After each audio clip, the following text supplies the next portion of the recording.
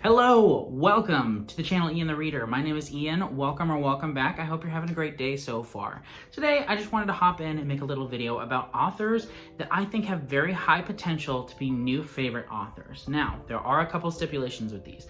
I'm not just talking about random authors where I have no basis on whether or not I'll enjoy them other than the fact that their stories sound interesting. I'm specifically talking about authors where I have read one book by the author and I think that they have potential once I read more of their books to become a new favorite. That's it. That's the whole video. I have a wide array of genres and I think I have about 15 books. I tried to narrow it down to 10, but it was hard enough to narrow it down to 15. So we're gonna go with that. 15 books, 15 authors that I'm excited to read more of and I think could be new favorites. With all of these, I will be telling you what the book that I've read by the author is, and I would love it if, as you watch the video, if you're like, oh my gosh, I love that author, if you could just hop in the comments and tell me where to go next with all these authors. I would love recommendations, because a lot of these authors have like more than 10 books, which can be overwhelming. So yeah, if you like any of these authors a lot, let me know in the comments and tell me where to go next. Much appreciated. Without any further ado, let's jump in. First up, we have an author whose book that I read back in 2022, I believe, made my honorable mentions list of that year. It's not a book that I gave 5 stars to, and this is also an author that I think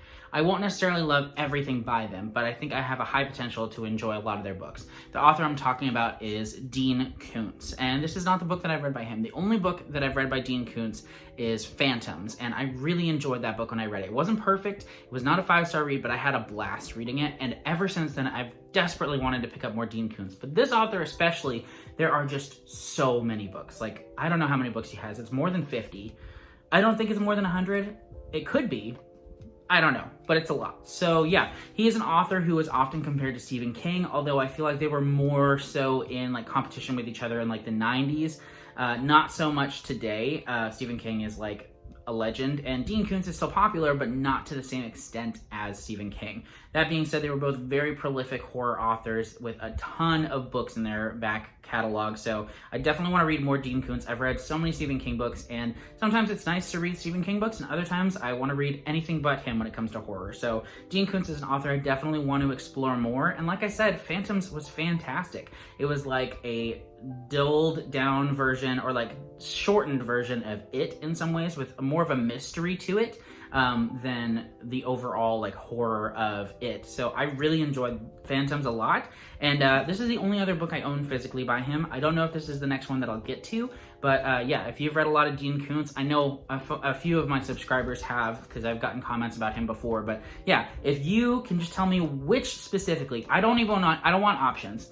Go in the comments and tell me which Dean Koontz book I should read next, because if I'm given options, it's not going to work out. Next up, we have another author who has written horror before, but has also branched out into a lot of different genres. That author is Robert R. McCammon, or sometimes known as Robert McCammon, and this is Boy's Life. This is the one book that I've read by this author, and I loved it so much. It made my top 10 the year that I read it, which I think was 2021, and 5 stars. Absolutely incredible coming-of-age story with a little bit of like horror, a little bit of sci-fi, a little bit of like magical realism aspects to it. So good. I adore this book. And ever since then, I've wanted to pick up another Robert R. McCammon book. And Swan Song is the one that I'm drawn to, and it's the one that I do own on audiobook and ebook. So that's probably the one that I'll read next, but it's also very daunting. It's very, very large. And so if there's another Robert R. McCammon book that you would recommend, please do so in the comments. Much appreciated. Next up, we have an author who I've only read short stories from, and that is Jhumpa Lahiri. So I actually love this so much. It has one of, if not my favorite short story I've ever read in it. That's the first one. I believe it's called A Temporary Matter. I love that short story so much. I've read it so many times, and it is so bittersweet and beautiful. And I enjoyed this collection a lot. That is my favorite story, and one of the only ones I gave 5 stars in this collection, but it's still a wonderful collection of stories. So I really enjoyed this. And I actually was supposed to read one of her books for a class in college. I want to say like in like 2017 or something, called The Lowlands. Did not read it, which I was not a very good student for that class apparently, because I totally should have read it. And had I known how much I enjoyed her short stories, I totally would have. But yeah, this is an author I definitely want to read more of. I know she has more short story collections. In fact, I think I own one of them. but I would really like to try one of her novels just to see how she does in like a longer form. So if you have read any of her novels, or if there's a short story collection you really enjoy by her, let me know, because man, she has some beautiful writing, some heartbreaking like humanity in her stories that I just love so much. Really incredible writer. You should definitely check out the short story collection. At the very least, the first short story, Temporary Matter, because it's so moving. Incredible. Next is an author who is primarily known for, I believe, historical fiction. The one book that I've read by him, at least, is historical fiction. That author is John Boyne. This is not the story that I've read by him. I read The Reformist. I believe that's what it's called. And I want to say that's set in World War II, or maybe World War I. It's set during one of those wars, and I really enjoyed that story. I randomly picked it up in 2019. Like, literally, I'd never heard of the story before. I had just heard of the author, and I was needing another ebook, and so I just checked it out from my library, and I read it in like 2 or 3 days, and I really enjoyed it. And ever since then, I've wanted to come back to his works. He is most well known for The Heart's Invisible Furies, which won the Book of the Month, Book of the Year award a handful of years ago, and then also he wrote The Boy in the Striped Pajamas. So I think I'll probably read this one next, because this is the one that I think gets the most like critical acclaim from his adult books. But at the same time, The Boy in the Striped Pajamas is, you know, a middle grade, but it's supposed to be incredible as well. So next time I want a good cry, I guess, I will pick up a John Boyne book. But yeah, this is an author I really need to read more of, and I'm kind of surprised I haven't read more of him, honestly. Next, we have an author who I just read my first book by them last year, and that author is Octavia E. Butler. I read Kindred by her last year, and I really enjoyed it. I didn't give it 5 stars because I had some issues with some of the explanation or lack thereof of some of the events that took place in the book, but I really enjoyed her pacing, her exploration of themes, and her character work. I thought all of those things were great, as well as just her writing in general. So I would really love to read more Octavia E. Butler. Parable of the Sower is possibly her most famous book, and I want to read it. I know it's an incomplete trilogy. I believe that she passed away before writing a 3rd book, so it's just 2, and I think originally it was intended to be a trilogy. Could be totally off base there, but that's what I've heard, I believe. So I definitely want to read this one, although I'm a little bit nervous about the lack of conclusiveness. Maybe they work as standalones. Let me know if you know. But yeah, this is a book that is high up on my TBR. I will definitely be reading this book this year. So Octavia E. Butler, definitely an author who I think could be a favorite. Sticking with kind of the fantasy sci-fi vein, we have an author who, again, I just read my first book by them last year, and that is Terry Pratchett. The book that I read last year is Mort, and I'm hoping to continue on with Equal Rights this year. Just Discworld in general. I know he has other books as well, but Discworld is obviously his magnum opus. He has like 40 books in that series, so I really want to continue in the overall Discworld world, and I'm thinking Equal Rights will be where I go with it. Either that, or I may just start from the beginning, to be honest, with The Color of Magic. If you don't know, Discworld is a vast series with multiple sub-series throughout, and there are a lot of starting points for the series, and a lot of people, most people I would say, actually recommend not starting with the first published book, just because it's not a good example of everything you're going to get from the series as a whole. So they recommend multiple different starting points, Mort being the first in the Death series. This one's the first, and I believe the Witches series. Guards is another one. There's a lot of starting points, but I really just want to get more into Discworld in general. I'm not so concerned about reading specific sub-series as I am just enjoying more of his books and getting deeper into the worlds perhaps of Discworld. So yes, Terry Pratchett, gonna happen this year, and these are so short too, and just a lot of fun. So this is an author I definitely could see myself getting really into very quickly and reading like a bunch of his books in succession. So yes, Terry Pratchett, super pumped about reading more Discworld. Another sci-fi fantasy author who I am very ashamed that I have not read more of is Ray Bradbury. I have been meaning to read more of his stuff for years. I have this, I've got Dandelion Wine, I've got his, like a collection of his short stories, and then I've had multiple other books by him over the past decade, but I've only read Fahrenheit 451, which was a book that I had to read in school, and I actually read it multiple times because I loved it so much. But I have not read any more Ray Bradbury, and it hurts my soul that I haven't. So this is an author that I really need to remedy not having read more from. Martian Chronicles feels like a safe next book because it's kind of like a short story collection, but they're intertwined, sci-fi, and very well known, very famous, and supposed to be incredible. So I may start with this one, or I may just dip my toes into his like giant short story collection that I have. I don't know, but all I know is I need to read more Ray Bradbury, and he's an author I think could be like one of my top authors of all time, so I definitely need to read more of his stuff ASAP. jumping back into horror is another author who I read for the first time last year. And in fact, it was December of last year, so very recently. That book is The Reformatory. The author is Tanana Revd. I love this book. I was blown away. I had pretty high expectations, but it still managed to just sweep me off my feet. This is an incredibly impactful and powerful horror story about a young African-American boy who is sent to this reformatory for no good reason, and it's basically a prison, even though he's like, I want to say 12 or something like that. He's sent to this place basically to die, but there's also a supernatural aspect to it, and there are horrors, both real and supernatural, going on in this place. So this was an incredible horror book, so fast-paced. It's pretty chunky. I want to say it's like close to 600 pages or possibly more. It's close. It's like 560 pages, but I flew through this thing. So if you want a horror book that is just gonna suck you right in, this is actually a really great starting point for horror, in my opinion. It's very accessible, very rooted in like real historical events and places and people. There are actually real people who pop up in this story, which I thought was really fascinating. And it ignited an interest in me in Tanana Revd's work. She has a lot of books out, and I had literally never heard of her until this book was coming out. And now, like, there are so many books by her I want to read. It's crazy. So if I don't pick up one of her books in the next like 3 months, something is wrong with me, because she's amazing, amazing. Then we have an author who I read for the very first time last month, and he's actually an author who really inspired me to make this video, and that is Haruki Murakami. I read his memoir, What I Talk About When I Talk About Running, last month, and the reason I read that is because I've been meaning to read his books for so long, and I have this feeling that I'm gonna really enjoy at least a good portion of his books. But I had this pressure of, oh my gosh, where do I start? So I just picked his memoir because it was a very easy read, very short, very easy to get into, and it was amazing. It was so good. I loved it. It was very thought-provoking, very insightful, full of wisdom. I really liked it a lot. But now it's time for me to read his fiction, and I think I'm very prepared because he talks about his writing process a lot and his kind of creative process as well, and it gave me some insight into his stories that I really appreciate coming into my first novel by him.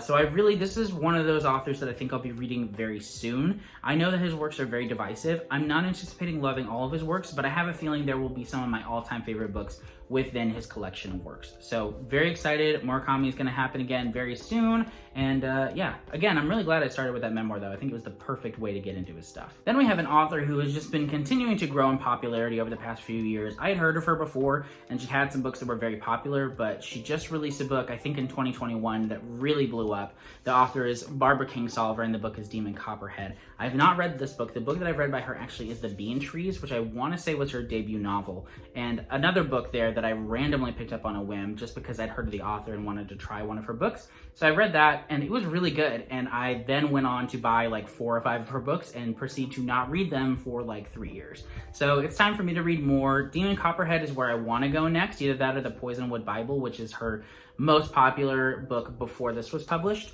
But with this book in particular, I actually want to read this in tandem with David Copperfield by Charles Dickens, which inspired this book. So I may put this off until I have a good amount of time to read both of those together, and I may read the Poisonwood Bible. But yeah, definitely an author I need to get to. This book won the Pulitzer Prize back in 2022, and it's a book that I am really excited to read, hopefully in the next year, I'd say. Another author who has a very extensive back catalog, and some books that are praised very highly and some less so, is John Irving. This is the book, A Prayer for Owen Meany, and I read this back in, I want to say 2021, and it was a book that I did not initially give 5 stars, but I thought about it so many times in like the 6 months after I read this book, and I could not deny that it impacted me very powerfully. So I ended up raising it to 5 stars, and it actually made my top 5 books of that year. Even though I read like 130 books that year, it was in the top 5. So really incredible story,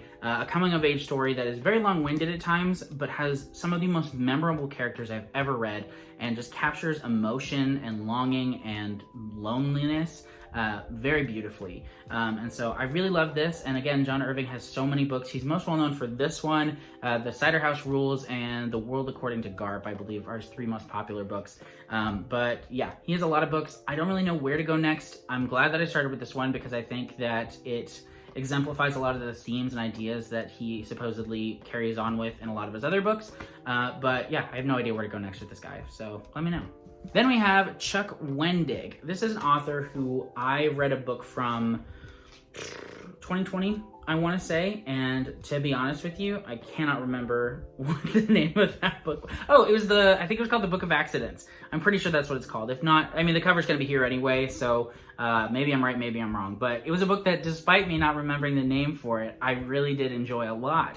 I thought it was really creepy at times. I thought it had some approaches to familiar ideas and like plot elements for horror, but it took a very unique twist on them, and overall I had a blast with it. So he's an author that I've wanted to continue for a long time, and I have Wanderers, and I've had it for even longer than, like, I had this before I read The Book of Accidents, but I still haven't read it because it's like huge. It is gargantuan, it's a mammoth. So I will read this at some point, maybe this year, because I know some people in my like everyday life who have read this and really enjoyed it. So there's pressure to read it, and I want to read it, but haven't. So yeah, another horror author who I'll get to once I'm finished reading all of Stephen King books, maybe. Okay, we've got about 3 more, I think. I don't know. I don't even know if this is 15. I've kind of lost track of everything and descended into chaos, but that's totally fine. Totally fine. Next up, we have Carlos Ruiz Zafón. I have read The Shadow of the Wind by this author. I read it at the very end of 2022, and when I tell you it destroyed my top 10 list, it did. It immediately shot to the top. It was my favorite book that I read in 2023. At the time, or 2022, I think at the time I put it like tied with The Pillars of the Earth, and this just barely edges it out now. Or not this, the first book. This is the second book in that series, the Cemetery of Forgotten Books, and this is a book that I absolutely need to read ASAP, not only because it gets a lot of praise, but my brother, we read it, the first book in this series as part of our family's buddy read that we read for that quarter, and he has since continued on with the series and said that the other books are pretty much just as amazing. So I definitely want to continue on with this series, but he's also written some other books that I would also like to explore. So I hope to read this book and his other books, but honestly, his beautiful, beautiful prose is just like mind-blowing, especially because these books are translated. I believe he originally wrote The Shadow of the Wind and many of his other books in Spanish, and they were translated to English. And that is like unbelievable to me. Like something that is translated and is so beautiful in English. Like, how is this not the native tongue that it was written in? Because it is by far more beautiful than almost any other English language book I've ever read. So I would just love to be able to read it in its original language. Like that, I can't even imagine. But yeah, his books are incredible, full of magical realism, historical elements, beautiful characters, some of the best writing I've ever read, and yeah, I gotta read this now. I do. But another author that I just mentioned when talking about the last book is Ken Follett. I have read The Pillars of the Earth, and this was incredible. This is in my top 10 books of all time, as is The Shadow of the Wind. But I have only read this first book in the, oh gosh, is this called the Kingsbridge series? I believe it is. I've read this book, and it's absolutely amazing, and I plan on continuing this series this year. In fact, the second book in this series is in my 24 books to read in 2024. So it will be happening, but I want to read more than that. He has a ton of other books. He's written a lot of historical fiction, but he's also written a lot of like thrillers, crime fiction, things like that. Ken Follett is an author whose works I really want to explore. He has a lot of different stuff out there, and I think I would enjoy a lot of it because his writing is so engaging. This is a humongous, like 1,000-page historical fiction book set in like the 1200s or something like that. God, I cannot remember for the life of me when this is set, but it's set a long time ago, and it's about the building of a cathedral, which does not sound like gripping on its own, but when I tell you that this book is so fast-paced, so action-packed in ways I did not expect, it is like, it's unbelievable. It is truly unbelievable what Ken Follett did with this book, and I cannot wait to read more of his books, and I'm so glad that I'm continuing with this series this year. So excited. And the last author I have featured in this video is Joe Hill. So this is the author that I have faith in, but I'm also the most trepidatious about, because I have read one book by him. That's the whole point of this video, duh. But the book I read by him was Nosferatu, which I read randomly on a whim in, I believe, 2021. And I was like very mixed on it. For the rest of these authors, I think I at least gave like a 4-star to their book. I think for him, I gave it a 3. It may have just been the timing to be honest. My daughter had just been born when I read it, and I spent some of the time in that book just being like, what is going on? So maybe I'm due for a reread on that one. But Joe Hill is the son of Stephen King. Aside from that, though, he is just a very prolific and beloved modern horror author. And so he's definitely someone who I want to give more chances. And I believe, like, once I give more opportunities for him to impress me, I think he will. So I definitely want to read more of his books. The Fireman is the only other book that I own by him, and it's one that I don't know if I've seen a ton of praise for it, but the premise just really interests me about this one. I believe there is like a pandemic going around where people like start to get these rashes or something, and then once the rashes progress to a certain point, they spontaneously combust into a ball of flame. So that sounds exciting. But yeah, he's an author who I definitely want to read more of, and I probably will read The Fireman at some point. But I'm not necessarily as in much of a hurry for this guy as I am for the rest, because like I said, Nosferatu didn't blow me away. That being said, it really could have just been the timing of it. So yeah, I'll give him another go. I'm excited about it, and he could be a new favorite author. But that is all for this video. Thank you so much for watching. Like I said, I would love to know if any of these authors are authors that you enjoy, and if so, what is the one book that you would recommend from them so that I know where to go next, because all of these authors are ones that I really want to read more from. I've enjoyed what I've read thus far, and I think that they truly could be some of my favorite authors of all time. Thank you so much for watching. I do hope you enjoyed. I would love it if you liked this video and subscribed if you haven't already. I have more videos coming out very soon, and can't wait to see you in them. So thanks so much for watching. Have a great day. Bye.